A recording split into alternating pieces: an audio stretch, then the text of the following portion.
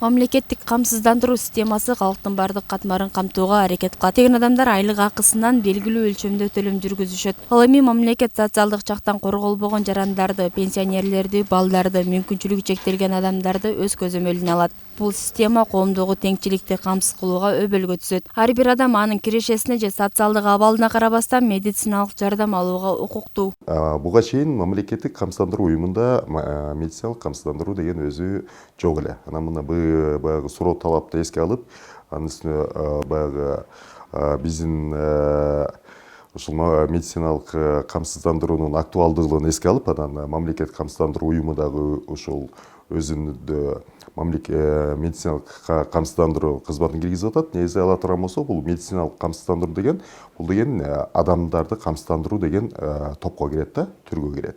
Ал жерде бизде медицина жаатында 3 түрдөгү камсыздандыруу түрү бар. Мындан тышкары мамлекеттик камсыздандыруу алдын алуу иштерине да көңүл бурат. Убагында текшерүүдөн өтүү, эмдөө алуу, саламат жашоо образын жайылтуу, мунун баары ооруларды алдын алууга жардам берет. Ооруну эрте аныктоо дарыланууну жеңилдетип, чыгымдарды азайтат. Ошентип камсыздандыруу системасы ооруну дарылоону гана эмес, аны алдын алууну да колдойт.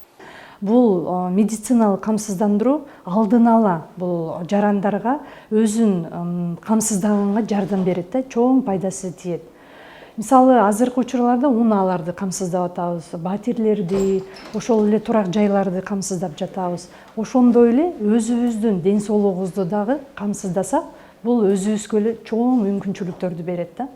Мамлекеттик камсыздандыруунун дагы бир артыкчылыгы жарандардын мамлекетке болгон ишениминин бекемдөөсү. Эл өзүн корголгон сезет, анткени оору кырдаалда жалгыз калбайт. Бул коомдун туруктуулугун жана биримдигин арттырат. Ден соолугу чың калк бул өлкөнүн өнүгүүсүнүн негизи. Өнүккөн мамлекеттерди эле ала турган болсок, башка мамлекеттерди ала турган болсок, аларда милдеттүү камсыздандыруу бар. Баягы эң баягы актуалдуу болгон минимумду жаап берет да. Ал эми андан кийин жарандар кааласа анан ыктыярдуусун алып алат. Ал кошумча опция болчу. Мисалы, ал жерде кандай десем, мисалы тиги ошол Россияны ала турган болсок, же болбосо Европаны ала турган болсок, мисалы ал жерде медициналык камсыздандыруу катуу өнүккөн да. Жыйынтыктап айтканда, мамлекеттик камсыздандыруу элдин медициналык коопсуздугун камсыз кылган ишенимдүү система. Ал жарандардын ден соолугун сактап, социалдык адилеттүүлүктү бекемдеп, коомдун келечектеги туруктуу өнүгүшүнө чоң салым кошот. Ден соолукту сактоо ар бир адамдын гана эмес, бүтүндөй мамлекеттин милдети.